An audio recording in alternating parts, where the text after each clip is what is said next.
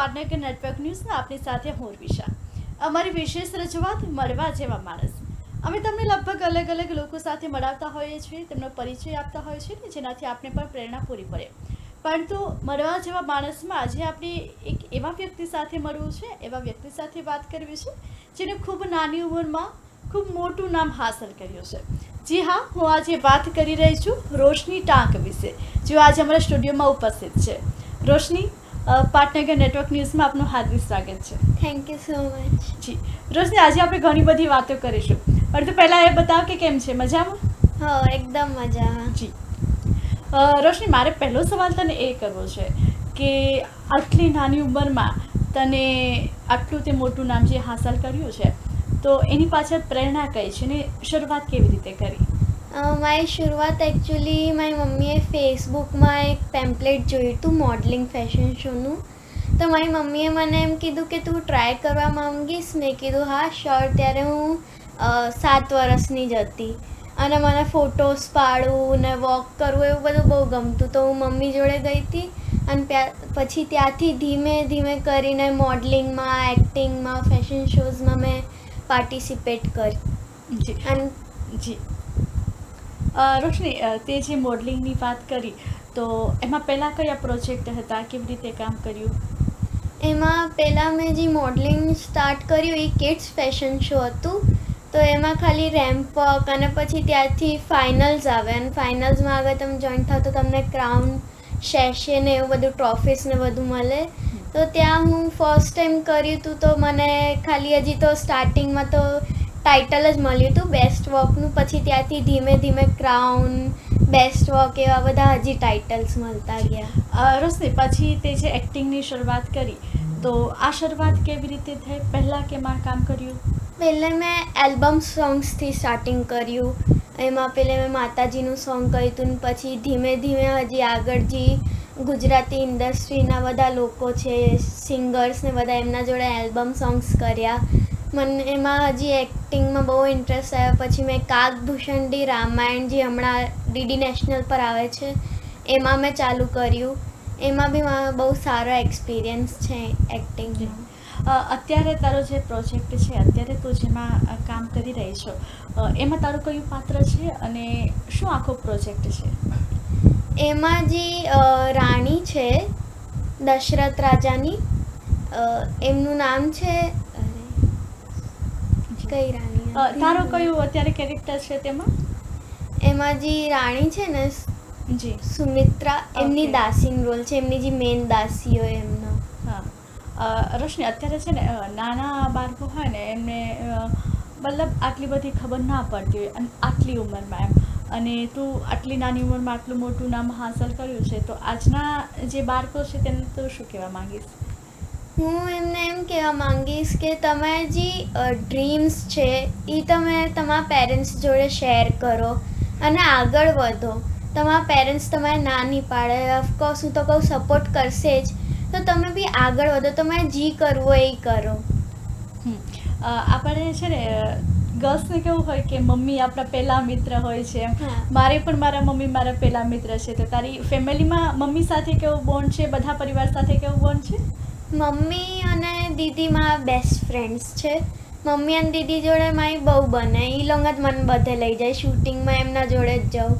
પપ્પા પહેલે સપોર્ટ નહોતા કરતા, પણ પછી ધીમે ધીમે પપ્પા બી, હું ક્રાઉન લઈને આવી, મને ટ્રોફીઝ મળતી હતી, તો પપ્પા બી પછી સપોર્ટ કરવાનું ચાલુ કર્યું. અત્યારે તું સ્ટડી પણ કરતી હોઈશ, તો હા. સ્ટડીની સાથે સાથે તું આ બધું કેવી રીતે મેનેજ કરે છે? સ્ટડીમાં એકચ્યુઅલી મારી કોલેજમાં આમ તો ખબર જ છે મોડલિંગને એવું કરું છું. તો એ હું કહું કે મને આવી રીતે જવાનું છે તો કે ઓકે, કોઈ વાંધો નહીં. પછી મારા ફ્રેન્ડ્સ મને થોડુંક જે કરાવ્યું હોય એ આપી દે. ફ્રેન્ડ સર્કલમાં બધાને એવું હશે ને કે મારી ફ્રેન્ડ છે ટીવીમાં આવે છે, હા. તો તારા ગ્રુપ વિશે થોડી વાત કર કે કેવી રીતે તમે લોકો ચર્ચા કરો છો, કેવી રીતે મજાક મસ્તી કરો છો? એટલે એ લોકો મારા જોડે એમ મસ્તી કરે કે અમારા જોડે બી રીલ્સ બનાવે, અમારે બી ફેમસ થવું છે, અમારી રીલ્સ તારા જોડે ઇન્સ્ટામાં નાખ, ચલ ને એક ફોટો લઈએ આપણે. પછી એવી રીતે ગ્રુપમાં કે હાલ બહાર ફરવા જઈએ. પછી અમારે બી બ્લોગ બનાવતા શીખાડ કેવી રીતે કરાય. એવી રીતે બધા મસ્તી કરતા હોય છે. જેવી રીતે તારા ફ્રેન્ડ તને બોલે છે કે મને શીખો, મારે પણ બ્લોગ બનાવવો છે, તો તને આ પ્રેરણા ક્યાંથી મળી? તું કેવી રીતે શીખી? તને કોઈ એવી શીખવાડ્યું કે તારી જાત મહેનતે તું આ બધું કરીને આગળ આવી? મને એકચ્યુઅલી આ બધું દીદી ઇવેન્ટ મેનેજમેન્ટનું જ કરતી હતી ફેશન શોમાં, તો ત્યાંથી દીદીએ મને કીધું, તો દીદી જોડે ધીમે ધીમે દીદીએ બધું શીખવાડ્યું કે આ આવી રીતે હોય. પછી મેં વિડીયોઝ જોયા તો ત્યાંથી મને ખબર પડી કે આવી રીતે થાય. રોશની, તારું સપનું શું છે? તારે જોબ કરવી છે કે પછી આ કોઈ ફિલ્ડમાં આગળ વધવું છે? મીન્સ હમણાં તો મોડલિંગ ને એક્ટિંગ કરું છું, જોડે ડિપ્લોમા બી કરું છું એન્જિનિયરિંગમાં. તો મારે એમ છે કે હું માસ્ટર્સ થિયેટર વર્કશોપમાં કરું અને પછી થિયેટર વર્કશોપ હોય મને પોતાનું ખોલવાનું વિચાર છે કે હું પોતાની એક થિયેટર વર્કશોપ ખોલું અને ત્યાંથી હજી એક્ટિંગમાં આગળ જાઉં. અમને પણ એવું હોય છે કે મારે આ લોકો સાથે વર્ક કરવું છે, તો તું આ ફિલ્ડમાં છો એમ, તો તને એવું કોઈ સપનું છે કે મારે એક આ લીડ રોલ કરવો છે, કે પછી એવા કોઈ વ્યક્તિ હોય કે મારે આ હીરો સાથે તો કામ કરવું જ છે? હીરો તો મારો ફેવરેટ એ તો હવે નથી, પણ મને એમના જોડે હતું કે એકવાર શું નામ હતું હીરોનું? SSK. અચ્છા, તો બીજો એવું કોઈ ડ્રીમ કે મારે આ રોલ તો ખાસ કરવો જ છે? મને એમ તો નથી, પણ મને આમ છે કે મને એક્ટિંગમાં ક્યાંક તો આગળ વધવું છે કે હું પોતાનું મારી ફેમિલીનું નામ કરી શકું, કે કોઈ મૂવીઝમાં, વેબ સિરીઝમાં એવી રીતે આગળ વધવું છે. અત્યાર સુધીમાં કયા કયા પ્રોજેક્ટ છે જેમાં તે કામ કરેલું છે? મેં હમણાં સુધી એલ્બમ સોંગ્સ છે, વેબ સિરીઝ છે, પછી સિરિયલ્સ કાકભૂષણડી રામાયણ, અને પછી આના પહેલે બી એક હતી સિરિયલ, એમાં બધામાં કામ કર્યું છે. ઘણા બધા બાળકો એવું હોય છે કે જેનામાં ટેલેન્ટ તો હોય છે, પણ એ લોકોને એટલું માર્ગદર્શન નથી મળતું કે તે આગળ આવી અને આ ફિલ્ડમાં આવે. તો આજના જે બાળકો છે જેમને પણ આ ફિલ્ડમાં આવવું છે, તેમને તું શું કહેવા માંગીશ કે ક્યાંથી માર્ગદર્શન લેવું જોઈએ કે જેથી કરીને તે પણ આ ફિલ્ડમાં આવી શકે? એમને હું એમ કહેવા માંગીશ કે તમે આજકાલ મોબાઈલ તો બધા યુઝ કરે જ છે, એમાં તમે સર્ચ કરશો ફેશન શોઝ ને એમાં તો ઘણા બધા પેમ્પલેટ્સ આવશે, ઘણા બધા અલગ અલગ ઇવેન્ટ્સ કરતા હોય છે, ઓર્ગેનાઇઝર્સ જે હોય છે, તો એ લોકોને તમે કોન્ટેક્ટ નંબર આપેલો જ હોય છે, એમને કોન્ટેક્ટ કરો તો એ લોકો છે ને કોલેબરેશન બી કરે છે, કંઈક એ લોકોનું પેમેન્ટ પર હોય છે, તો એ તમારે 2-3 years સુધી તમારા જોડે હોય, તમારે બધું શીખવાડે અને ત્યાંથી તમે આગળ વધી શકો છો.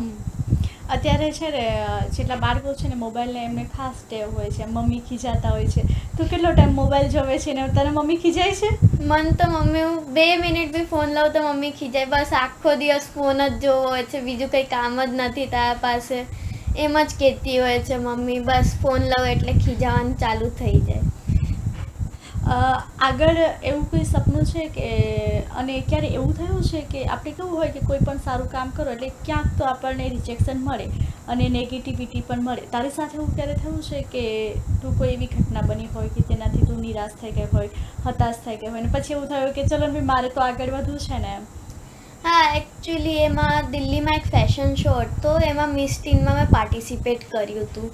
તો એમાં એ લોકોએ એમ કીધું હતું કે હાઇટની કોઈ કેટેગરી નથી, તો હાઇટમાં તમારે એમ નથી, તો પછી એન્ડમાં જ્યારે મને કંઈ મળ્યું નહીં, મેં કીધું મારું પરફોર્મન્સ બી આટલું સારું હતું, મારી હાઇટ બી તમે કીધું હતું કે કેટેગરી કંઈ છે નહીં, પછી ત્યાં એ લોકો સ્ટેજ પર એમ બોલ્યા કે ના હાઇટ કેટેગરી હતી, આટલી હાઇટ જોઈએ. મેં કીધું ભાઈ પહેલે કેમ ખોટું બોલ્યા એમ, પછી એ લોકોએ અલગથી મારા ઘરે મારું ક્રાઉન ને ટ્રોફીને બધું અલગથી પાર્સલ કરી આપ્યું. તે આ જે રીતે દિલ્હીના શોની વાત કરી, તો એવા બીજી કઈ કઈ જગ્યા છે જેમ કે અમદાવાદ છે, બોમ્બે છે, એવી કયા કયા શો હતા જેમાં તે પાર્ટિસિપેટ કરેલું છે? મેં ગુજરાતનો ફેશન શો હતો, એમાં હું પ્રિન્સેસ ઓફ ગુજરાત બની હતી 2019માં. પછી મેં 9 કલર્સ ઇવેન્ટ જોઈન કર્યું, એમાં બી મારું સારો એક્સપિરિયન્સ હતો. એમના ઘણા બધા શોઝ હતા, સાઉથ ગુજરાત ટોપ મોડલ 2021, એવી રીતે અલગ અલગ સિઝન્સ હતા. એમના જોડે બહુ સારું એવું કોન્ટેક્ટ રહ્યો હતો મારો, બહુ સારા છે સર બી. તો ત્યાંથી હું હજી આગળ વધી, હજી ઘણા બધા શોઝ આવ્યા, પછી ત્યાંથી મને ખબર પડી કે ના આ સારું છે મોડલિંગ નહીં. રોશની, નવરાત્રિ આવી રહી છે, તને આમ કેટલો શોખ છે ગરબા રમવાનો? તો રમવા જા છું? બહુ જ શોખ છે, બસ હમણાં એકચ્યુઅલી હું સ્કૂલમાં હતી ને તો મારી ડાન્સવાળા સર હતા એ જ પોતે ગરબા ક્લાસીસ ઓપન કરતા હતા 3 મહિનાની. નેક્સ્ટ યર બી હું એમના જ ગરબા ક્લાસમાં હતી, પણ આજે ફેર એમને કેન્સલ કરી તો હજી હું ગોતું જ છું કે કઈ ગરબા ક્લાસીસમાં જઉં. એક તરફ આ બધું કામ, એક તરફ સ્કૂલ, અને પછી સાંજે ગરબા, આ બધું કેવી રીતે મેનેજ કરે છે? એ તો મારી કોલેજ 10:30 થી 6 વાગ્યા સુધી મેક્સિમમ ટાઈમ છે, તો ત્યાંથી છૂટું તો હું નાઇટમાં ગરબા ક્લાસીસ જે હોય છે ટાઈમિંગ 9 to 10 વાળો કે 8 to 9 હોય છે એમાં જોઈન થઈ જાઉં. જી રોશની, તારા પણ ફોલોવર્સ અને અમારા પાટનગર કે નેટવર્ક ન્યૂઝના દર્શક મિત્રોને અને ખાસ કરીને બાળકોને તું શું કહેવા માંગીશ આજે? હું બાળકોને એમ કહેવા માંગીશ કે તમે આગળ વધો, તમારે જે કરવું છે ત્યાં સુધી તમે પહોંચી શકો છો, બસ તમે ટ્રાય કરો, તમારી ફેમિલી બી તમારે સપોર્ટ કરશે. જી રોશની, અમારી સાથે જોડાય અને ખાસ મસ્ત વાતો કરી એ બદલ આપનો ખૂબ ખૂબ આભાર, અને ભવિષ્યમાં પણ આપ આગળ વધો, આપણા સપનાઓ પૂરા થાય તેવી પાટનગર નેટવર્ક ન્યૂઝ તરફથી પણ આપને શુભેચ્છાઓ. Thank you so much.